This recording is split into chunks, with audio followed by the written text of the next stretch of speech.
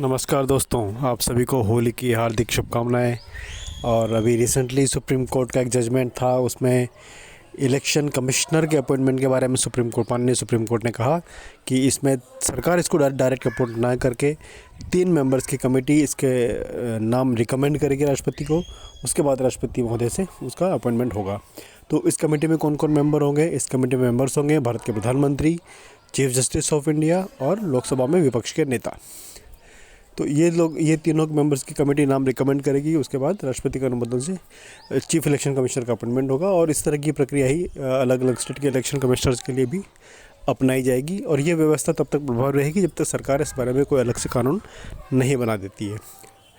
अब बात आती है इसके ऊपर प्रतिक्रियाओं की। इसमें डिफरेंट अलग अलग विद्वानों ने अलग अलग प्रतिक्रियाएँ दी है। एक वर्ग का कहना है कि ये बहुत अच्छा फैसला है, इससे चुनाव प्रक्रिया और भी प्रभावशाली और स्वतंत्र होगी।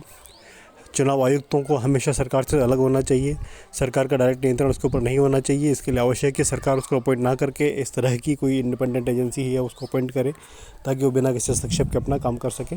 इसलिए इस तरह से कुछ लोगों ने इसको बहुत ही अप्रिशिएट किया है। वहीं एक दूसरे वर्ग का ये भी कहना है कि कानून बनाना सरकार का काम है, सुप्रीम कोर्ट का कानून बनाने का काम नहीं है, सिर्फ व्याख्या करने का काम है।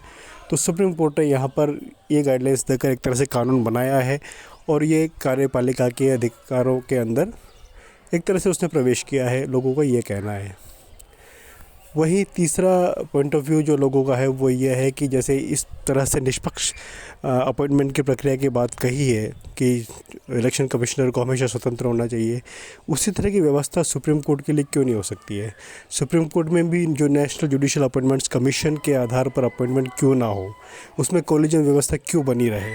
जब माननीय सुप्रीम कोर्ट का मानना है कि इस तरह के जब प्रधानमंत्री, सुप्रीम कोर्ट और विपक्ष के नेता मिलकर एक अच्छे स्वतंत्र व्यक्ति का इलेक्शन कमिश्नर के रूप में चयन कर सकते हैं, तो इस तरह की व्यवस्था ही सुप्रीम कोर्ट के जजेस और हाई कोर्ट के जजेस के अपॉइंटमेंट के लिए क्यों नहीं अपनाई जाए?